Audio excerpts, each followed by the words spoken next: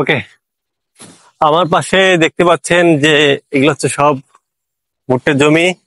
আর এই পাশে হচ্ছে পটলের আবাদ করেছে।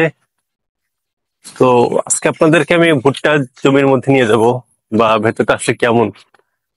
যারা তো জানেন তারা তো খুব ভালোভাবে এইসব বিষয়ে।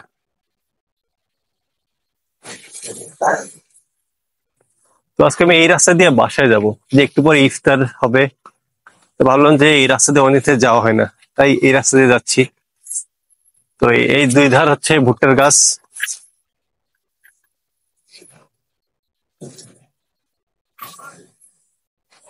ও, আজকে রাস্তাটা আসলে অন্যরকম। এই রাস্তাতে সচরাচর যাওয়া আসা করি না। আর এটা হচ্ছে আমাদের ধানের জমি। এই দেখতে পাচ্ছেন, এগুলো হচ্ছে আমাদের ধানের জমি।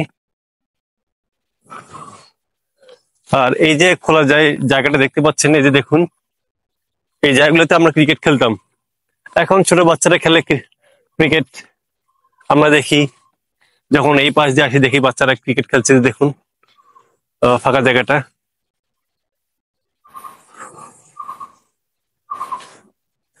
এই পাশেও আমরা খেলছি ক্রিকেট। এখন ওই বাগানটাতে গাছ লাগানো হয়েছে। আর আসলে এই পাশে যেগুলো যে দেখছেন, ওই বাগান টাগান, পাশ বাগান, ওই পাশে হচ্ছে একটা গ্রাম, বা ওই পাশে সব হচ্ছে বাড়ি। এই পাশে রয়েছে বাসা বাড়ি, ওই জমির ওই পাশে। কিন্তু এই যে এই জমিগুলো যে দেখছেন, ওই জমিগুলোর পাশে শুধু ধুধু করা মাঠ এবং মাঠ। আমি আপনাদেরকে যে মাঠগুলো দেখাই বা জমিগুলো দেখাই, পুরোপুরি সব এই পাশে, সব এই পাশে। এই পাশেও ঠিক সেম অবস্থা, সব জমি, সব জমি জমা। দেখছেন কত সুন্দর আসলে আমাদের জায়গাটা। আমাদের গ্রামটা কিন্তু বা খুব একটা যে বড় এমনটা না, বাট দেখতে অনেক সুন্দর, অসাধারণ। ছোট একটা জায়গার মধ্যে প্রায় সবকিছুই।